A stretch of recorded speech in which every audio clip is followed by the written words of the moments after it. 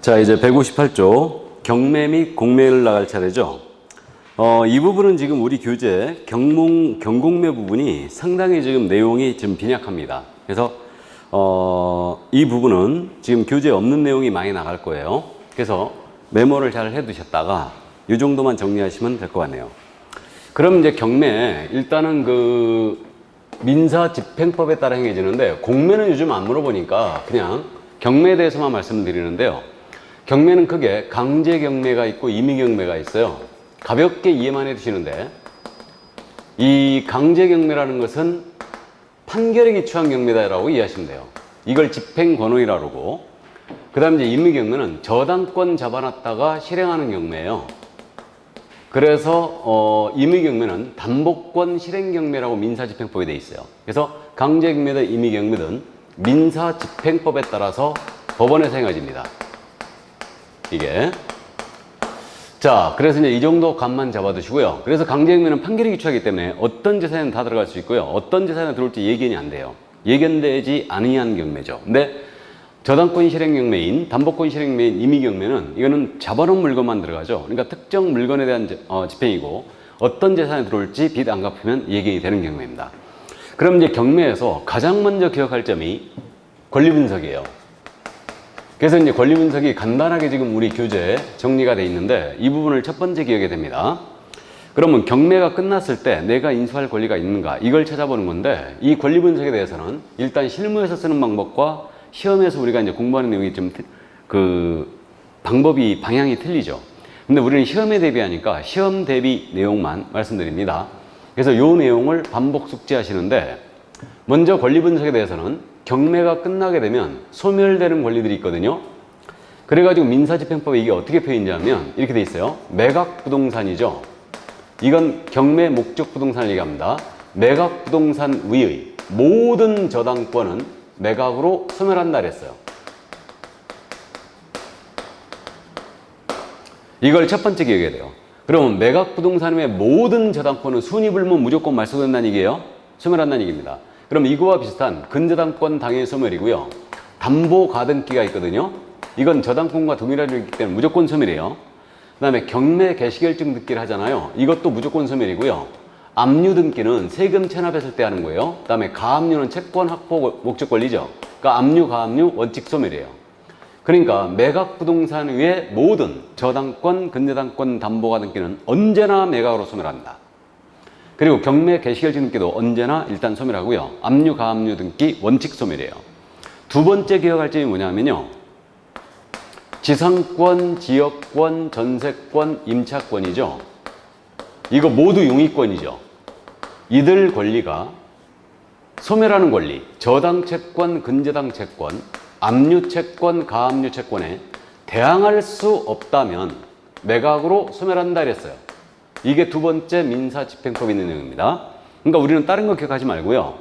대항할 수 없다면 매각으로 이 권리들은 다 소멸이에요. 요것만 기억하면 돼요. 대항할 수 없다면 소멸이다. 그러면 임차권이 가압류 채권에 대항할 수 없다면 매각으로 소멸이에요. 이 점을 주의하면 돼요. 대항할 수 없다는 얘기는 저당, 압류, 가압류, 근저당보다 뒤로 왔다는 얘기예요. 이들 용익적 권리가. 그럼 세 번째 주의할 점이 전세권이 양다리 걸치고 있어요. 용익적 성격이면서 담보적 성격도 있죠. 그러니까 전세권이 가장 먼저 왔어요. 근데 얘가 배당 요구해버린 거예요. 그럼 전세권이 배당 요구를 하잖아요. 그럼 이 전세권은 무조건 소멸입니다. 순위불문 소멸이에요. 최선순위의 전세권일지라도 전세권자가 배당 요구했다. 그럼 얘는 무조건 소멸입니다. 이 점을 유의하시고, 네 번째로 그럼에도 불구하고 끝까지 인수되는 권리가 있어요. 인수되는 권리가 또 하나 있는 얘기죠.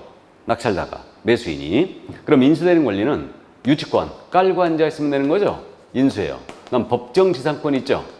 토지 건물을 갖댔다가 토지 건물이 경매 등으로 달라지게 됐어요. 소유자가.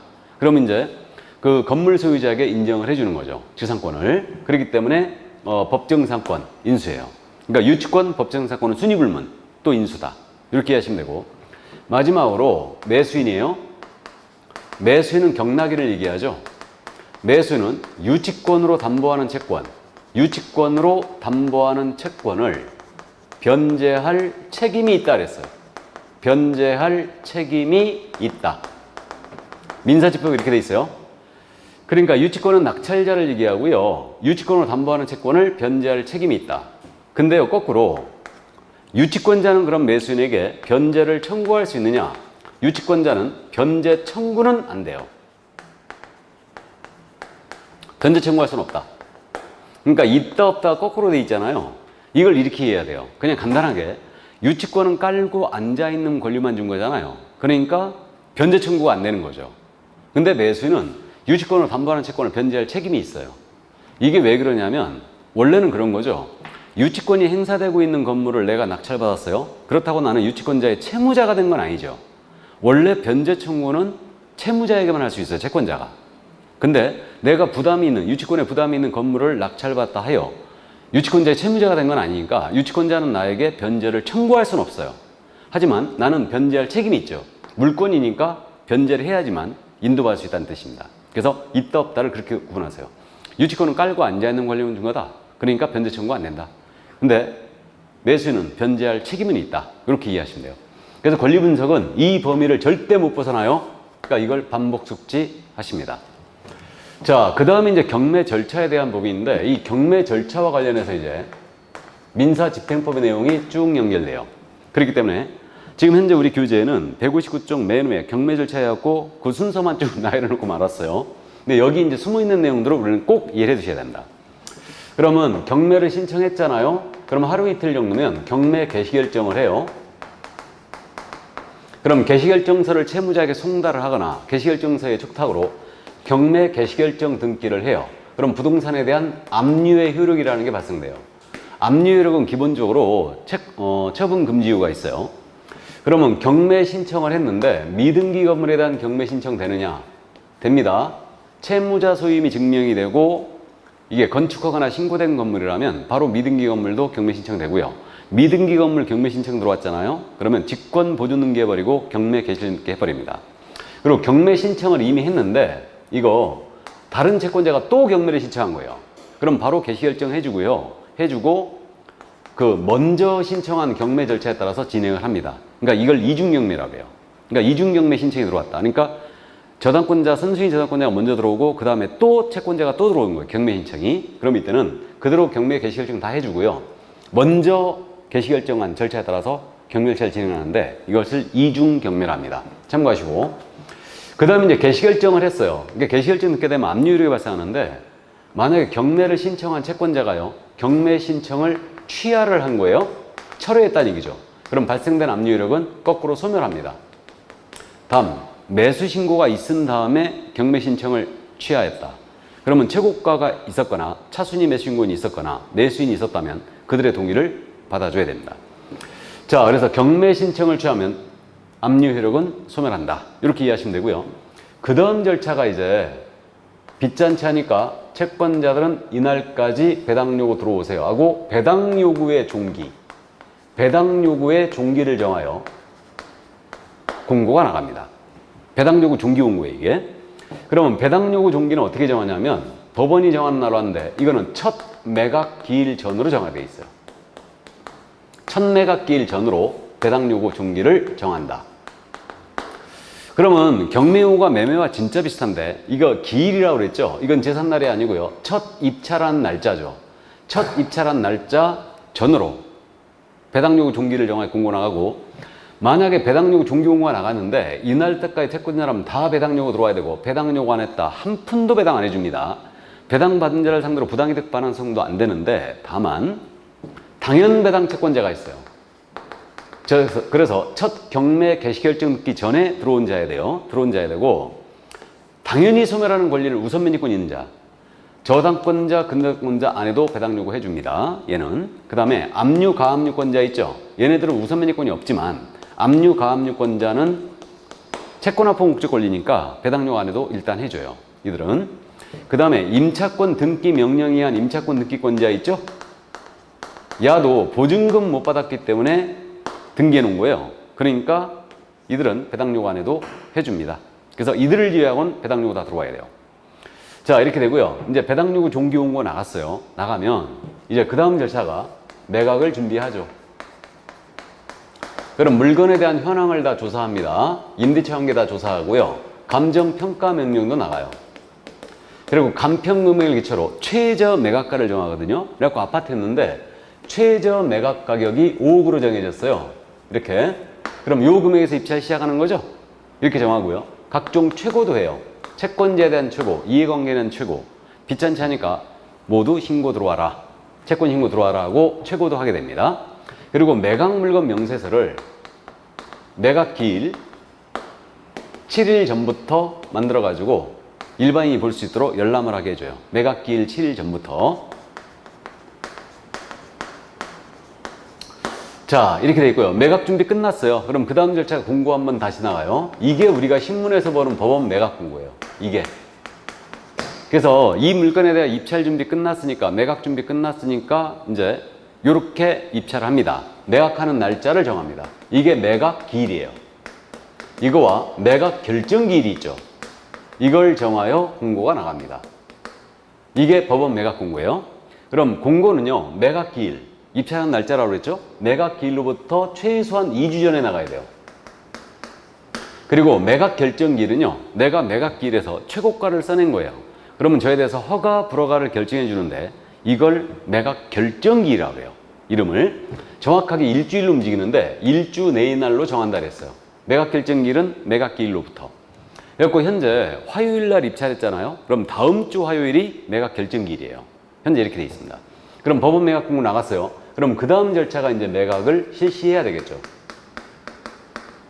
이게 이제 매각 기일에서의 절차인데, 매각을 실시하는 방법은 세 가지 방법 중에 하나라고 하는 거예요. 한 날짜에 모두 모여서 입찰 들어갑니다. 이게 기일 입찰제예요. 그 다음에 기간을 정하는 입찰제가 있죠. 이게 기간 입찰제고, 마지막으로 놓고 부르는 게 있어요. 이게 호가경매제예요. 그래서 세 가지 방법 중에 하나로 법원이 정하는 방법으로 가는데, 전국 법원이 전부 다 기일 입찰제로 운영되고 있죠. 지금 이렇게 되어 있습니다. 자, 그래서 이제 이렇게 됐고요. 오전에 지금 한 10시 정도에 시작해서 11시 20분 정도에 끝내거든요. 근데 오전에 유찰됐어요. 오후에 똑같이 다시 한 번 할 수 있는데, 이걸 갖다가 1기일 2회 입찰제라고 해요. 근데 한다는 법은 아직 제가 못 들었고요. 잘. 그러면 이거 입찰자, 매수 신청을 하는 자, 매수 신청을 하는 자는 매수 신청 보증금 내야 되거든요. 입찰자는. 이 매수 신청 보증금을 꼭 기억을 해 두셔야 돼요. 이거는 최저 매각 가격이에요. 최저 매각 가격의 10분의 1로 합니다. 현금, 자기합수표, 법원이 인정한 유가지, 경매 보증서, 이런 걸로 할 수도 있어요. 그러니까 이건 최저 매각가의 10분의 1이라는 꼭 명심해야 돼요. 옛날에는 이거는 매수 신청 금액의 10분의 1이었죠. 현재는 최저 매각가의 10분의 1이다. 그러니까 최저 매각가 5억이었죠. 그럼 5천만 원을 내고 6억을 쓰든 50억을 쓰든 관계없습니다. 그래서 최저 매각가 10분의 1 꼭 기억해 주시고, 그럼 이제 최고가를 정해요. 최고가 매수 신고인을 정하는데, 만약에 제가 그러니까 최고가 7억을 써낸 거예요. 그러면 이제 최고가 매수 신고인이 되는 건데, 최고가 7억을 쓴 사람이 또 있었다. 그럼 최고가 매수 신고인이 2명 이상일 때는 그들만 상대로 추가 입찰이에요. 추가 입찰. 그래서 이제 그렇게 돼 있고, 그래서 이제 추가 입찰하게 돼 있고요. 추가 입찰 시에는 자기가 썼던 금액 있죠? 7억. 이거 구속돼요. 그러니까 그 금액 이상으로 써야 돼요. 추가 입찰할 때. 그러니까 최고가가 2명 이상이면 그들만 상대로 추가 입찰한다.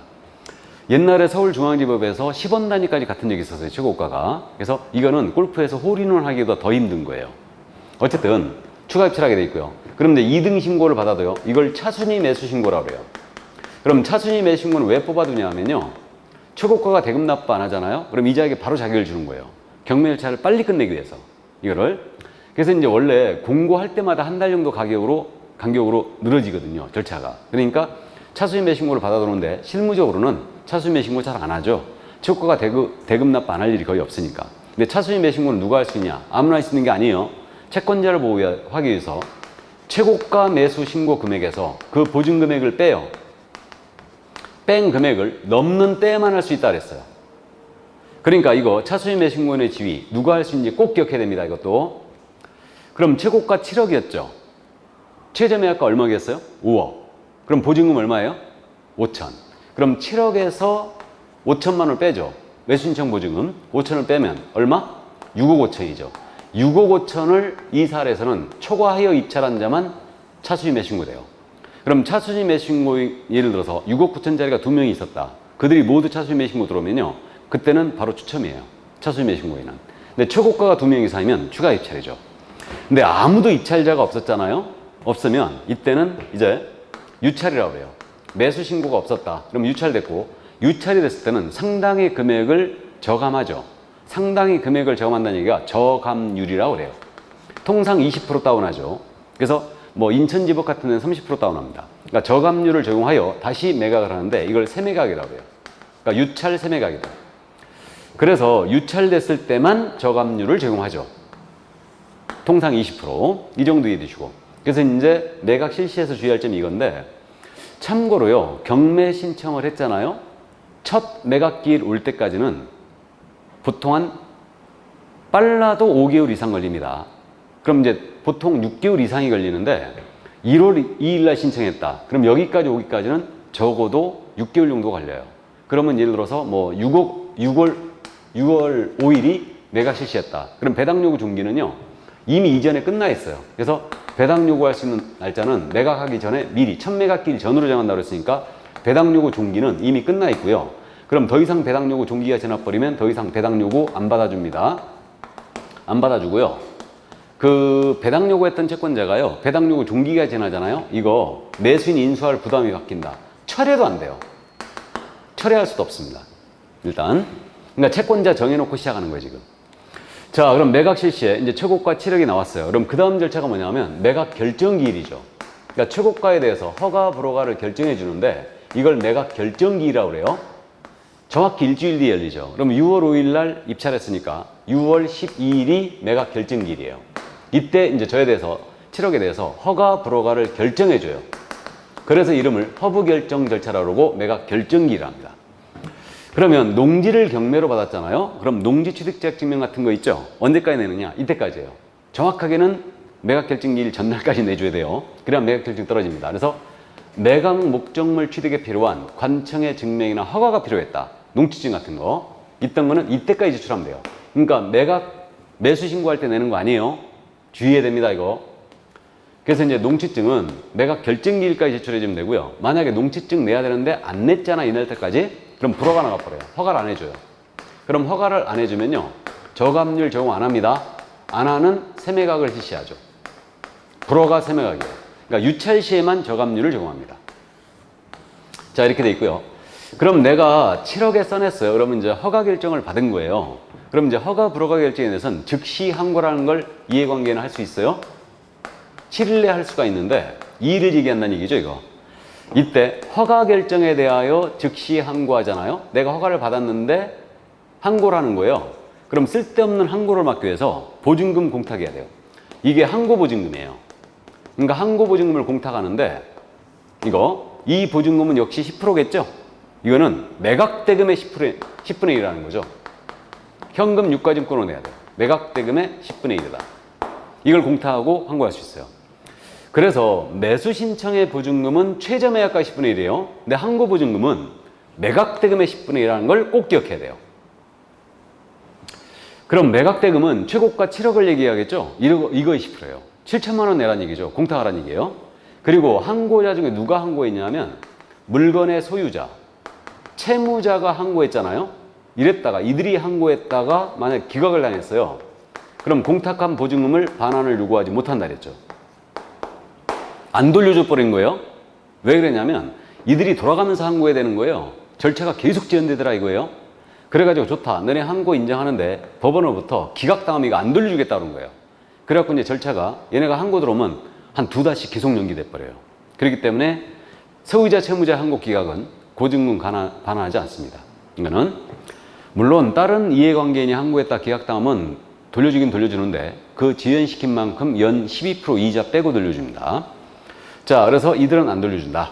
그래서 이제 실무적으로 소유자 채무자 항고가 쏙 들어갔어요. 자, 이제 항고 끝났습니다. 그럼 이제 확정이 됐잖아요. 그럼 제 이름이 어떻게 되느냐? 항고 기간 끝나버리면 제 이름이 지금까지는 최고가 매수 신고인이었는데 이제 매수인으로 이름이 바뀌어요. 매각 결정이 확정이 되면 제 이름이 뭐로 바뀐다고요? 매수인. 경매 용어가 매매와 진짜 비슷해요. 그래서 이게 경락인이죠. 그래서 매수인으로 제 이름이 바뀌어요. 그럼 이제 그 다음 절차가 확정이 됐으니까 대금 납부해야 되겠죠? 그래서 이제 대금 납부 절차로 넘어가는데 매수인, 차수인 매수인한테 다 통지합니다. 다 통지해 주는데 이거는 기한제라는 걸 명심해야 돼요. 기일제가 아니에요. 그래서 한 달 내 기간을 정하여 대금 납부하도록 하죠. 기일제가 아니다. 기일이 아니에요. 전에는 기일제였어요. 현재는 기한제입니다. 그러니까 한 달 정도로 정해주고요. 이 날짜까지 대금을 완납했죠? 그러면 매각의 목적인 권리를 취득해요. 소유권 취득입니다. 그래서 이거 기한제라는 거 주의해 주시고 소유권 취득은 대금 완납 시에 등기 없이 취득한다는 거. 이건 잘 알고 있고요. 그러면 법원이 정한 기한까지 대금을 완납을 해줘야 되는데 그 의무를 이행치 않았어요. 미납했다는 얘기죠. 그러면 이때는 차순위 매수인공이 있으면 그자에게 자격을 주고 그자가 없다면 저감률 제공 안 합니다. 안 하는 재매각을 실시해요. 요거가 틀리죠. 유찰 세매각, 불허가 세매각이에요. 미납만 재매각이죠. 원래 세매각, 재매각 구분 기준은 매각 결정 전에 다시 하느냐, 매각 결정 다음에 다시 하느냐 이 문제인데 따질 필요 없어요. 하나만 미납이에요. 하나만 재매각이에요. 미납, 재매각, 미제, 미제 이렇게 여러분들이 미제라고 기억하더라고. 저감률 적용이 있는 것은 유일하게 유찰뿐이에요. 그래서 재매각 절차는 매각 조건을 그대로 적용하거든요. 그대로 적용하는데 다만 보증금 있죠. 매수인청의 보증금을 20% 올려버려요. 그리고 내가 입찰 들어가려고 했는데 보증금이 20% 돼 있다. 그럼 이때는요. 재매각 원인을 꼭 파악하고 들어가야 돼요. 매수인이 보증금 포기하면서까지 대금 납부 안 했다는 얘기는 중대한 하자가 발생했을 가능성이 크죠. 일단 자, 그래서 미납, 재매각 기일을 잡았어요. 잡았는데 미납했던 매수인이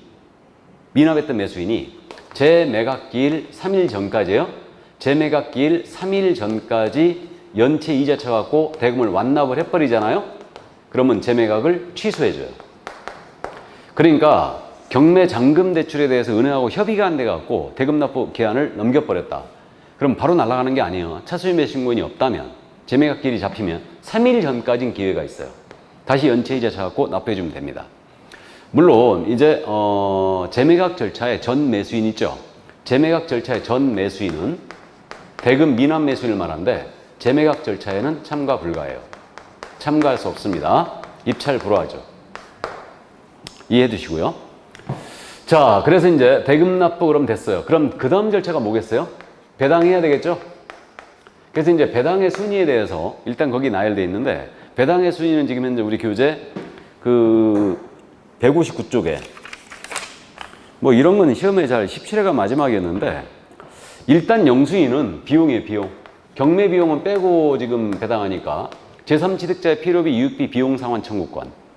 그 다음에 순위가요. 소액 임차인의 보증금 채권. 소액. 이거와 같은 순위가 근로자의 채권으로 3개월분 임금 채권과 3년분 퇴직금 채권이 같은 순위예요. 소액과.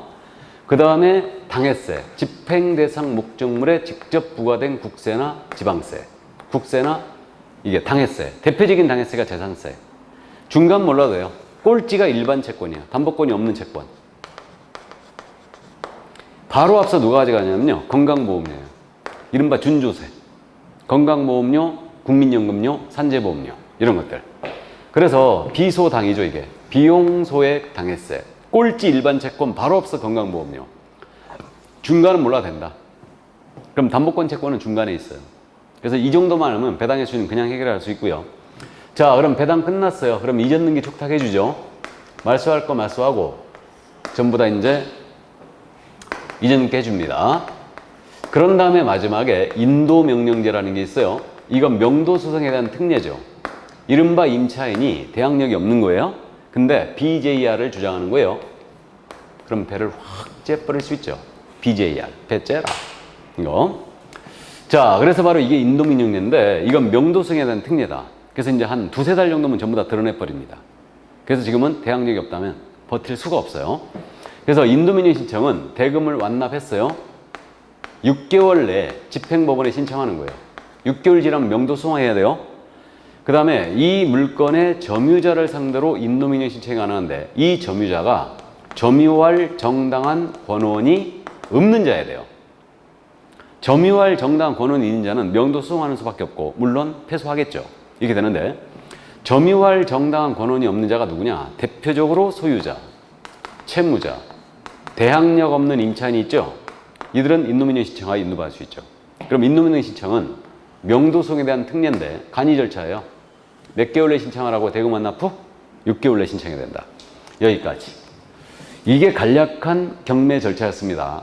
그러니까 이 내용을 지금 현재 교재에 다 빠져 있기 때문에 이 내용을 꼭 이해해 두시고, 그러니까 보증금, 매수신청 보증금, 항고 보증금 꼭 기억을 해 두시고, 그 다음에 그 차순위 매수신고에 누가 할 수 있느냐 꼭 주의해 주시고, 기타 내용, 뭐 농취증 언제까지 내야 되느냐 이런 것들 꼭 정리를 해 주시기 바랍니다. 기한제인지 기일제인지 이런 것들. 자, 그래서 경매 절차 여기까지 정리를 하시기 바랍니다. 자, 그러면 이제 경매에 관한 내용을 다 봤고, 이제 161쪽 마지막 부분이죠. 매수신청 대리인 등록 대우는 대법원 규칙입니다. 그래서 공인중개사의 매수신청 대리인 등록 규칙 및 예규죠. 이 내용을 공부하는데, 이거는 우리가 알고 있지 않습니까? 경매 업무를 수행할 수 있죠, 우리는.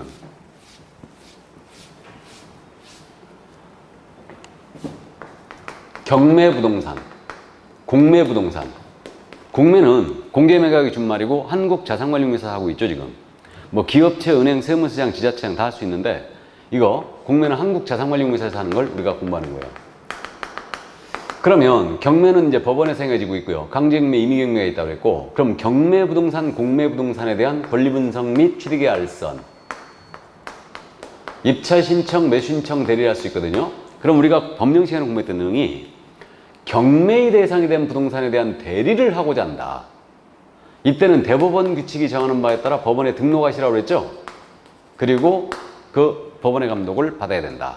그러니까 경매 부동산 대리를 하고자 할 때만 법원에 등록을 요구하는 거예요. 그러니까 경매 부동산 권리 분석과 취득의 알선만 한다. 이때는 법원에 등록 안 하고 그냥 할 수 있어요. 공매는 한국자산관리공사에서 하죠. 그러니까 공매 부동산 권리 분석 취득의 알선 대리하는 거예요. 그럼 법원에 등록 안 하고 그냥 할 수 있어요. 다만 이 업무를 우리 중개인은 한 가지도 못 한다는 거 기억하고 있죠? 그래서 지금부터 하는 내용이 경매 대리업을 위한 대리인 등록 규칙, 이걸 공부하는 겁니다. 작년에 출제가 안 됐기 때문에 반드시 이해해 두시는데, 이 부분은 우리 공인중개사법 내용과 차이점을 꼭 정리해 두셔야 돼요. 차이점. 그럼 먼저 우리가 가장 먼저 기억할 게 대리권의 범위예요. 이건 어떻게 이해하셔야 되냐면, 지금 갑으로부터 개공 A가, 대리인 개공 A가 위임을 받은 거예요. 그럼 당연히 어디까지 대리권을 수여할 수 있느냐, 당연히 어디까지 대리권을 행사할 수 있느냐, 이 문제예요. 이거는 경매 절차가 지금 현재 10시에 시작해서 안산지구는 뭐 10시 반에 시작했지만, 그래서 11시 10분 정도에 끝낸다고 그랬는데, 이즈음에 벌어지는 것만 대리권이 있어요. 그러니까 매각 기일에서의 절차 있죠. 이것만 대리할 수 있다. 매각 기일의 절차만. 그러면 요 시간대 입찰표 써내야 되죠. 입찰표의 작성 제출 2번에 있죠. 이거 대리할 수 있고, 입찰표 써낼 때 보증금 내야 되죠. 매수신청 보증의 제공 1번에 있죠. 당연히 대리권이 있고요. 그 다음에 이제 최고가 차순위는요, 보증금 안 돌려줍니다. 그 자리에서 나머지 사람들은 다 돌려줘요. 떨어진 사람들은. 최고가 차순위를 제외하고는. 그러니까 차순위는 매각대금 다 납부할 때까지 최고가가 보증금 계속 묶여요. 그렇기 때문에 이제 차순위 실무적으로 잘 안 들어오는데, 그럼 보증을 돌려줄 것을 요구하는 행위, 당연히 대리권 있죠. 그 다음에 이제 최고가를 정한 다음에 차순위 매수신고를 정하거든요. 그래서 차순위 매수신고 당연히 대리권이 있죠. 그 다음에 이제 5, 6번이 특이한데, 공유자는 우선 매수권이 있어요. 그 다음에 거기 임차인 6번이 임차인의 임대주택 우선 매수 신고를 했는데, 이거는 일반 임차인이 아니에요. 구임대주택법이 있었죠. 구임대주택법상 임차인의 우선 매수 신고죠. 그러면 공유자 우선 매수 신고가 뭐냐? 이거 대리할 수 있는데 이거예요. 이게 토지인데, 민법 시간에 공유자 우선 매수권이 있다는 거 들어봤는지 모르겠는데, 토지인데 갑이 2분의 1 지분을 갖고 있고 을도 2분의 1 지분을 갖고 있는 거예요.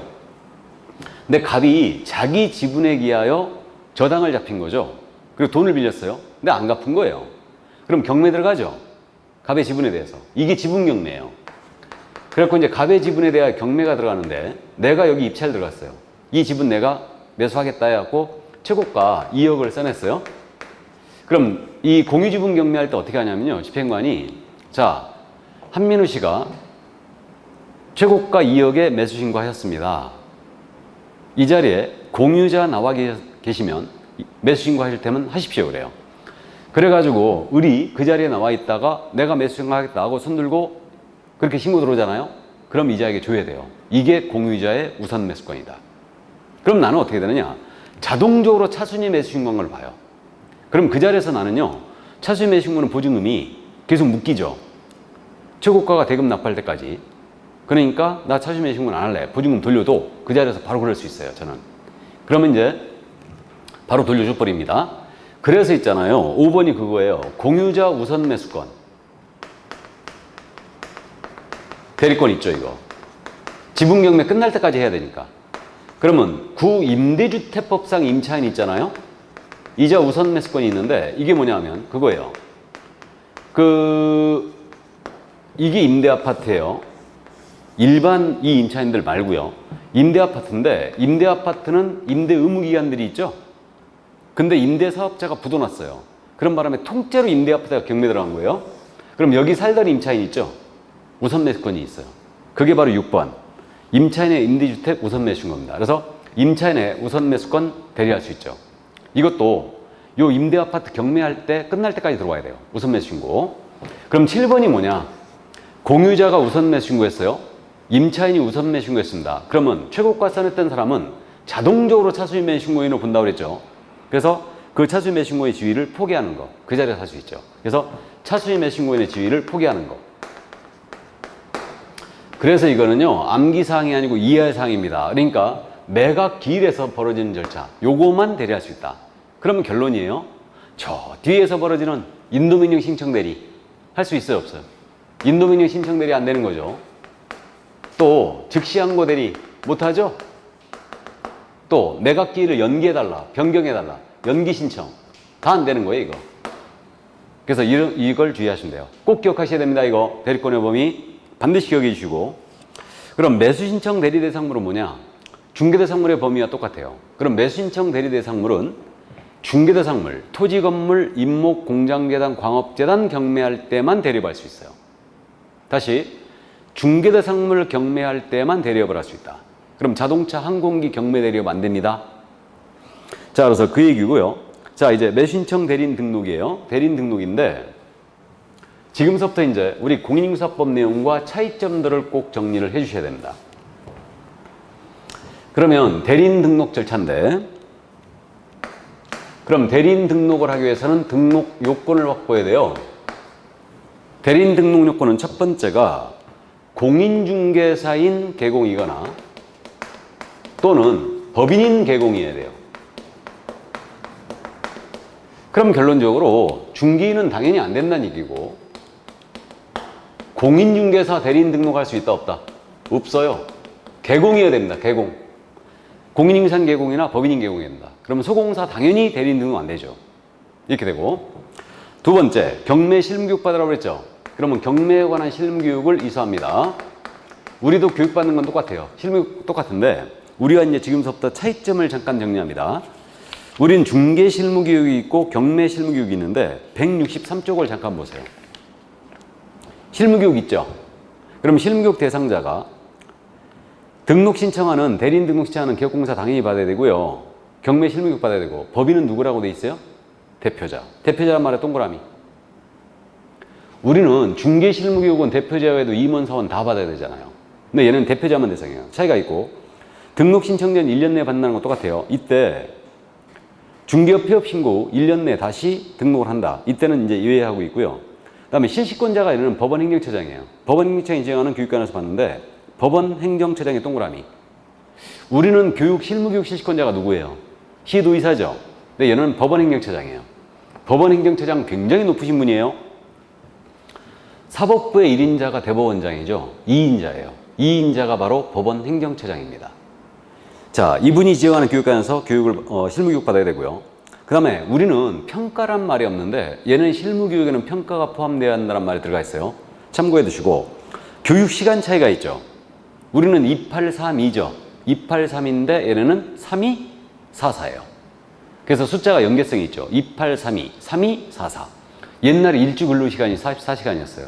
지금 이제 40시간으로 줄어있지만. 그래서 어쨌든 경매 실무교육, 그럼 정리하면 이렇게 돼요. 얘네는 경매 실무교육 우리랑 차이점이 법인의 경우는 대표자만 대상이고요. 우린 시도의사가 시식권자인데 얘는 법원 행정처장이에요. 법원 행정처장이 되고 있고요. 그 다음에 평가가 포함되어 있다는 말이 들어가 있고, 또 한 가지가 시간이 2832, 얘는 3244예요. 32시간 이상 44시간 이하로 되어 있죠. 그래서 이 정도 기억해 두시고 다시 앞으로 갑니다. 그럼 세 번째가 등록요건, 업무보증 설정이라고 그랬죠? 이게 아주 또 결정적 차이가 있어요. 보증 설정 얘는 해야 돼요. 그러니까 보증 설정 제도에서 우리랑 똑같은데 차이가 딱 있는 게 시기예요. 우리는 보증 설정이 업무 개시 전이었죠. 근데 얘네는 등록 신청 전이에요. 주의합니다, 이거. 나머지 금액 똑같아요. 그럼 개인은 1억 이상, 법인은 2억 이상, 분사함수 둘 때마다 1억 이상 추가. 그럼 만약에 중개법인이 분사함수 3개서 두고 있는데 경매 대리인 등록 신청한다. 보증 설정해야 되죠. 그럼 우리랑 똑같아요. 그러니까 얘네 경매 보증도 5억을 설정해야죠. 분사함수 3개라면 주된 사무소 2억에 분사함수 3개서 둘 때마다 추가니까 1억씩 추가니까 그래서 3억 추가돼야 돼요. 그럼 최소한 5억 설정해야 돼요. 그래서 중개보증도 5억, 경매보증도 5억 따로따로 들어가는 거에 다 경매실무교육 따라오고요. 중개실무교육 다 따라옵니다. 그래서 이제 그 정도 이해 두시고 보증 설정해야 된다는 거. 얘는 등록 전이다. 꼭 기억해 두시고 결격에 해당하지 않아야 된다. 이 말은 없는데 이건 우리랑 비슷해요. 결격 사유 내용만 차이가 있습니다. 이거. 자, 그럼 등록 요건 기억을 해 두시고요. 이제 요건 갖췄어요. 신청을 합니다. 누구한테 하느냐? 거기 그 등록관청이라고 있죠? 사무소 관할 지방법원장이에요. 이건 지방법원장이다. 그러니까 실무교육만 법원 행정처장이고요. 나머지는 등록관청이 전부 다 지방법원장이에요. 그렇게 이해하시면 돼요. 그 다음에 이제 지방법원장에게 첨부 서류를 첨부하여 이제 신청을 하는데 이때 첨부 서류 162쪽으로 넘어갑니다. 참고하시고 등록을 통지하는데 지방법원장은 이제 기준에 적합했잖아요. 그러면 등록을 바로 해줘요. 해주는데 등록증까지 교부해버려요. 며칠 내하게 되냐? 14일이죠. 우린 등록 통지만 7일 내하게 돼 있죠? 얘는 며칠? 14일. 14일 동그라미 쳐놓으시고 그 다음 뭐 종별 변경 이런 거 다 똑같고요. 결격 사유 있죠? 결격 사유 내용은 차이가 좀 있는데 결격에서 1번을 보세요. 얘네도 대리인 등록 취소해버리면 3년 결격이에요. 단 괄호 속에 있는 말 특히 기억을 해두세요. 중개업 폐업에 따른 내신청 대리인 등록 취소는 제외기로 했죠. 꼭 기억해야 돼요. 우리 중개업을 폐업 신고했거나 대리업 폐업 신고가 빠져 있는데 희한하게 얘네는 대리업을 폐업 신고해도 등록 취소하게 돼 있어요. 그럼 대리인 등록 대리업 폐업 신고 중개업 폐업 신고했다. 그럼 대리인 등록 취소거든요. 이는 결격이 아니에요. 기억해 두세요, 이거. 중개업을 폐업 신고하는 바람에 대리인 등록 취소했다. 결격이 아닙니다. 그러니까 중개업 등록을 다시 했다면 바로 대리인 등록 또 할 수 있어요. 그 점 이해해 두시고 2번 민사집행법 제108조 제4호 이게 이제 경매 관련 유죄의 판결을 받고 2년이 경과되지 않은 자. 이건 특이하기 때문에 밑줄 그어놓으세요. 형법에 경매 입찰 방해죄가 있거든요. 이걸로 유죄 판결을 받고 2년이 경과되지 않은 자. 매신청 대리인 등록 안 됩니다. 나머지는 결격사유 우리와 비슷하다 보이면 돼요. 그래서 그렇게 이해하시면 되고 그 다음 이제 옆에 페이지 163쪽에 행정정보의 제공 요청 참고하시고 게시 얘네도 게시 의무 있어요. 대리인 등록증 게시해야 되고요. 매신청 대리 보수표 수수료 풀어라 그러는데 보수표입니다. 다음 보증 설정 증명서를 게시해야 되죠. 우리랑 자격증만 차이가 있는 거예요. 그러면 우리 공인중개사인 개공이 대리인 등록을 했다. 그럼 한쪽 벽면에 7가지 걸어져 있어야 되죠. 우리 중개업 게시 4가지 등자 보수 등록증 원본, 자격증 원본, 보증관계증서, 보수표 4가지 대리인 등록했다 3가지죠. 등록증하고 보수표, 보증관계증서 게시가 돼 있어야 됩니다. 그래서 한쪽 벽면에 개인은 7가지가 게시돼 있어요. 거기에 뭐 청소년 선도위원 위촉당, 해병대 휘장, 조세 성실납부 표창장, 이런 거 쓸데없는 것들 게시하시면 안 됩니다. 전문가답게 게시를 하시기 바라고요. 자, 그 다음에 넘어갑니다. 실무교육은 했고요. 그럼 164쪽으로 넘어가면 손해배상 책임의 보장은 말씀드렸어요. 보증이라고 했는데 시기만 딱 차이 있다. 시기만. 설정 방법, 금액 다 똑같아요. 공탁권에서는 다 똑같아요. 그래서 다 똑같은데 시기만. 얘는 언제라고요? 등록 신청 전. 대리인 등록 신청하기 전에 미리 설정해야 돼요. 꼭 기억해 주시고 나머지는 다 똑같고. 그 다음에 이제 옆에 페이지 105페이지, 165페이지에 매수신청 대리행위가 있는데 이게 양괄호 1번이죠. 대리행위 할 때마다 대리권 증명문서 내야 돼요. 그러니까 대리인 등록증 4번, 위임장 꼭 내야 됩니다. 다만 같은 날 같은 장소에 대리행위를 동시에 여러 개를 한다. 그럼 이때는 하나의 서면으로 가름할 수 있는데 원칙적으로 대리행위 할 때마다 대리권 증명문서 내야 되고 법인은 대표자의 문서도 내줘야 돼요. 그렇게 되고요. 그 다음에 이제 5번, 양괄호 5번 꼭 기억해야 됩니다. 개업공사는 대리행위 할 때 직접 집행법원에 출석해야 됩니다. 직접 출석해야 돼요. 대리행위 할 때. 소공사가 대신할 수 없다. 그 점 꼭 기억해 두시고. 그러니까 1번하고 5번은 꼭 기억해야 됩니다. 대리행위 할 때마다 대리권 증명문서 내줘야 되고. 그러니까 법원에 등록을 하는데 얘네가 우리가 대리 업무 하는 거에 대해서 아주 안 입곱게 생각하고 있는 거죠. 그러니까 대리행위 할 때마다 대리권 증명문서 내라는 얘기고 집행법원에 개공이 직접 나가야 돼요. 소공이 나갈 수 없습니다. 그 점 이제 이해해 두시고. 그 다음에 얘는 이제 사건 카드라는 게 있거든요. 위임을 받았어요. 그러면 기록을 남기란 얘기인데 사건 카드 작성 보존해야 돼요. 하는데 이때 몇 년이라고요? 5년이다. 그래서 사건 카드 5년간 보존하는 거 얘네. 이때 이 사건 카드 5년 보존인데 교부할 서면은 아니에요. 이 사건 카드에 서명 날인을 해야 되거든요. 얘네는 인장 등록 제도가 없어요. 인장 등록 제도가 없기 때문에 대리행위 하거나 서명 날인을 할 때는요. 공인인사법에 의해 등록한 인장을 사용해 줘야 됩니다. 우리 법에 따라 등록한 인장으로 대리 업무 수행할 때 이걸 사용해야 돼요. 그래서 일단 그렇게 돼 있고 그 다음에 그 밑에 얘네도 확인 설명이 있어요. 위임을 받으면 성실 정확하게 설명하고 근거자료 지시하는데 설명사항에 좀 차이가 있죠. 설명사항, 얘는 이제 설명이 뭐냐면 대리대상물의 표시 설명해야 되겠죠. 권리관계 설명해야 되겠죠. 규제 및 제한사항이 있으면 설명해야 되겠죠. 이건 중요사항이니까 다 설명 나가야 돼요. 특이한 게 경제적 가치 설명하라고 그랬어요. 밑줄 그어놓습니다. 동그라미 3번. 수익 분석해 주라는 얘기예요. 이게 아주 독특합니다. 그러니까 이 물건 시세 얼마다, 최저 매각가 얼마고 얼마에 낙찰 예상된다. 이 정도 수익이 예상된다. 경제적 가치 설명해 줘야 되고요.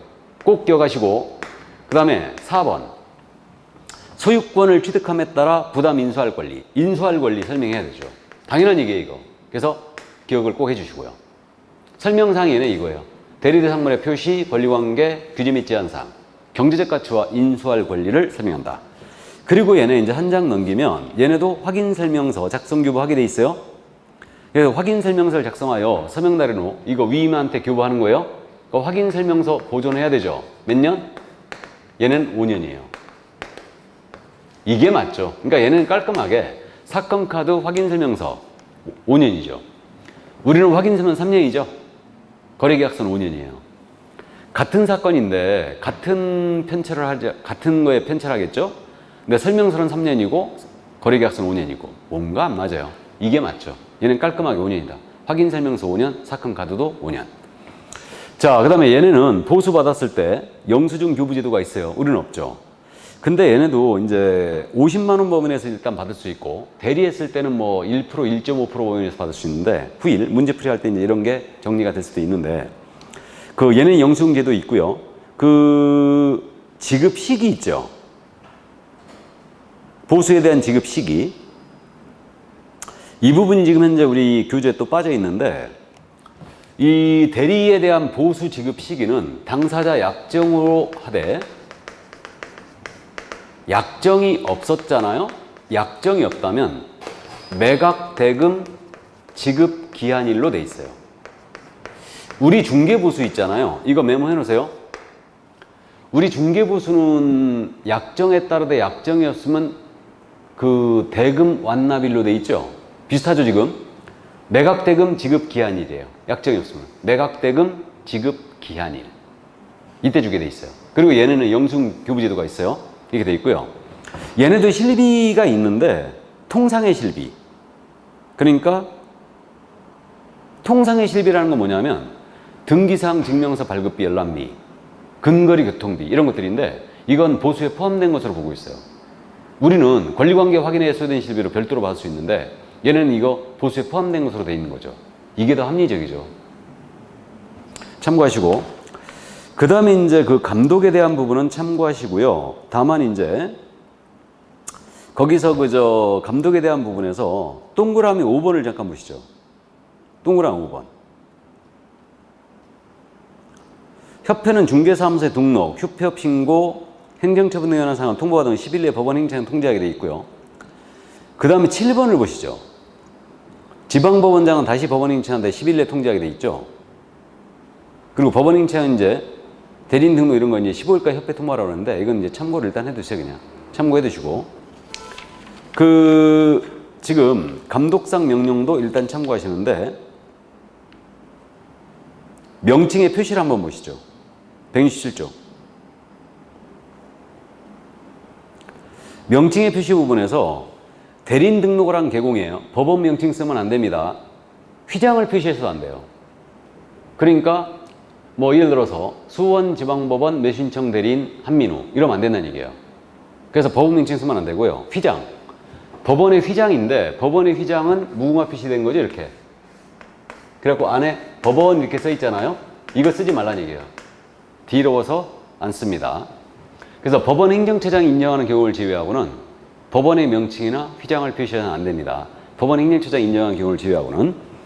그 다음에 그 양과로 3번을 보세요. 업무정지 처분을 받았잖아요. 그럼 업무정지 사실을 당해 중개사무소 출입문에 표시하라고 그랬죠. 아주 웃기는 규정이죠. 그래서 주의하는데 얘는 업무정지 먹게 되면요. 출입문 잘 보이는 곳에다가 나는 업무정지 먹을걸랑요 하고 써놔야 돼요. 우리도 원래 이거 있었는데 우리는 삭제한 부분이거든요. 근데 얘네는 있어요. 이거. 자, 이렇게 돼 있어요. 그래서 이제 이 정도까지가 지금 우리 교재 내용으로 돼 있는데 내용이 지금 통째로 빠졌거든요. 중요 내용들이 몇 가지가 빠졌는데 메모해 놓으세요. 여백에다가. 그 감독에 대한 부분은 여러분들이 그냥 참고만 하시면 되는데 우리 매수신청 대리인 있죠. 매수신청 대리인이라는 신분은 이걸 떠받치고 있는 게 개업공인인증서라는 신분이에요. 이게 뭔 얘기냐면 개공의 신분을 잃으면 대리인 신분도 잃어요. 중개업을 못한다면 대리업도 못하게 돼 있어요. 구조가. 그러면 중개업을 쉰다면 대리업도 쉬어야 됩니다. 그러면 중개업에 대한 휴업 신고했거나 중개업 업무정지 먹었다. 그럼 대리인 등록을 한 개공은 이 사실을 지방법원장이에요. 지방법원장에게 모두 신고해야 됩니다. 며칠 내? 10일 내에 신고해야 돼요.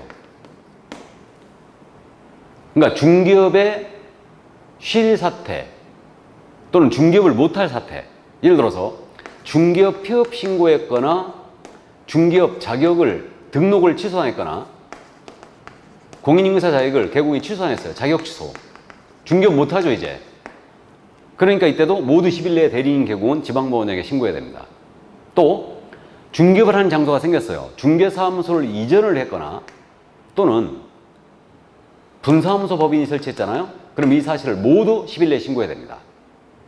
그러면 어떻게 되느냐. 자, 중개업을 쉰다면 대리업 쉬어야 된다고 그랬어요. 그러면 중개업 휴업 신고 업무정지 먹었잖아요. 그럼 이 사실을 10일 내에 지방법원장에게 신고해요. 그럼 어떻게 되느냐. 지방법원장은 그 기간 동안 업무정지를 명해야 한다라고 돼 있어요. 그래서 얘네는 제재가 필요적 등록 취소가 있고 업무정지가 있거든요. 과태료 없어요. 얘네. 없는데 업무정지 특이한 게 얘네는 업무정지가 종류가 두 가지가 있어요. 하나는 필요적 업무정지가 있죠. 그리고 임의적 업무정지가 있어요. 그럼 이게 뭔 얘기냐면 업무정지를 명해야 한다가 있다는 얘기죠. 이게 필요적 업무정지예요. 우리는 업무정지가 재량행위잖아요. 명할 수 있다. 근데 얘네는 재량행위에도 필요적 업무정지가 있는데 중개업을 쉰다면 대리업을 쉬어야 되기 때문에 그래요. 그러니까 중개업에 휴업 신고했다, 업무정지 먹었다. 중기업 쉬는 거죠. 그럼 10일 내에 신고하면 그 기간을 정하여 지방법원이 업무정지를 명해야 한답니다. 그리고 우리 휴업, 유월을 초과할 수 없지만 질병, 취약, 입영의 경우는 최장기간에 제한이 없죠. 그래서 얘네는 우리는 업무정지가 6개월 이하로 돼 있는데 최고, 얘는 업무정지 기간이 1월 이상 2년 이하로 돼 있어요. 이 점 기억 꼭 해야 됩니다. 그러니까 필요적 업무정지 있잖아요. 필요적 업무정지 사유, 암기할 사항 아니에요. 이해할 사항이에요. 중기업을 쉰다면 대리업 쉬어야 된다. 그러니까 중기업에 휴업 신고했거나 업무정지 먹었다. 그러면 대리업도 업무정지를 명해야 합니다. 그럼 또 중기업을 못한다. 그럼 대리업 못해요? 그러면 대리업 필취인데 대리업 필요적 등록 취소. 이건 그럼 뭐냐? 이거죠 바로. 중기업 폐업 신고했다. 중기업 안 하는 거죠. 중기업 등록 취소했다. 자격 취소했다. 또는 결격이 걸렸다. 그럼 이때는 중기업 못하는 거 아니에요. 그러니까 이때는 대리인 등록 필취예요. 암기사항? 아닙니다. 이해해두세요. 그러니까 이 부분이 지금 빠져버렸어요. 통째로. 그러니까 이거 꼭 기억해야 됩니다. 그래서 일단은 중기업의 휴업이나 업무정지 먹었다. 그러면 대리업 필요적 업무정지예요. 업무정지 처분을 명해야 합니다. 그 다음에 폐업, 중기업 폐업했거나 중기업 등록 취소를 당했거나 자격 취소했다. 그러면 대리업 필요적 등록 취소예요. 그럼 얘네도 등록 취소하면 3년 결격인데 중기업 폐업 신고하는 바람에 대리인 등록을 취소했다. 그럼 이때는 결격이 아닙니다. 자진하에 폐업했으니까 다시 중개사무소에 개설 등록하면 대리업 바로 할 수 있습니다. 대리인 등록할 수 있어요. 그 정도 꼭 이해해 두시고요. 그 밖에 또 여기서 지금 빠진 내용이 얘네도 금지행위 있어요. 그러니까 이건 읽어보면 그냥 이해가 되는데 이중으로 대리인 등록 신청하는 행위 당연히 금지행위로 돼 있고요. 또 이해관계가 다른 2인 이상의 대리인 되는 거 안 됩니다. 그러니까 동일 부동산에 대한 이해관계가 다른 2인 이상의 대리인이 된다. 당연히 안 되겠죠. 또 매수 신청을 위임을 받았어요. 대리 위임을 받았는데 위임받은 사건에 매수 신청을 하는 행위 당연히 안 되겠죠. 개별적으로 매수 신청 들어가는 거예요. 위임을 받았는데 개인적으로 안 되겠죠. 그 밖에 뭐 등록증을 대여한다는 행위, 다른 사람 명의를 이용하는 행위 전부 다 금지행위예요. 그래서 금지행위 얘네도 있다는 거 이해만 해두시고요. 얘네도 휴폐업 있어요. 휴폐업 있고요. 우리랑 똑같은데 얘네도 6월을 초과하는 대리업 휴업 못하게 돼 있습니다. 일단 그렇게 돼 있고 부득이한 사유가 얘네는 없죠. 그러니까 이제 기억이 없는 건 우리랑 똑같다 보시면 돼요. 차이점만 정리하면 되는데 그래서 아무래도 뭐 이런 내용들이 지금 쭉 빠져버려가지고 내용이 좀 그런데 어쨌든 이런 내용 정도는 이해해 두시고 이 구조를 꼭 이해하고 있어야 됩니다. 개공이란 신분이 유지돼야지 대리인 신분도 유지가 된다. 그래서 중개업을 쉬거나 못한다면 대리업도 못하거나 쉬게 된다. 이 정도 꼭 이해해 두시고 그래서 얘는 필요적 업무정지가 있다는 거예요. 기간도 1월 이상 2년 이하로. 자 그리고 마지막으로 그 다음에 얘네도 이제 업무정지나 등록 취소할 때 우리는 업무정지 때 의견 제출 등록 취소할 때는 청문하게 돼 있는데 얘네는 그냥 의견 진술의 기회만 등록 취소하더라도 의견 진술의 기회만 10일 이상 주게 돼 있고요. 얘네도 등록 취소하면 등록증 반납해야 돼요. 7일 내에 반납해야 되겠죠? 취소하면. 근데 얘네는 사망시에 반납 규정이 있어요. 우리는 사망시 반납 규정이 없죠. 그래서 일단 이 정도. 며칠 내에 반납한다고요? 취소하면 7일 내에 반납합니다. 이 정도. 자, 그래서 여기까지 바로 매수신청 대리인 등록이었습니다. 그래서 이제 5, 6월 공인인사법 요약 강의가 모두 끝났네요. 그래서 이 요약집으로 일단 단권화 시키시고 내용들이 일부 이제 미진한 점이 조금 있긴 있는데 어쨌든 기본서를 통하여 정리 다시 한번 해주시고요. 자, 그럼 건강 주의하시고 저는 요약 강의로서 모두 마치도록 하겠습니다. 수고하셨습니다.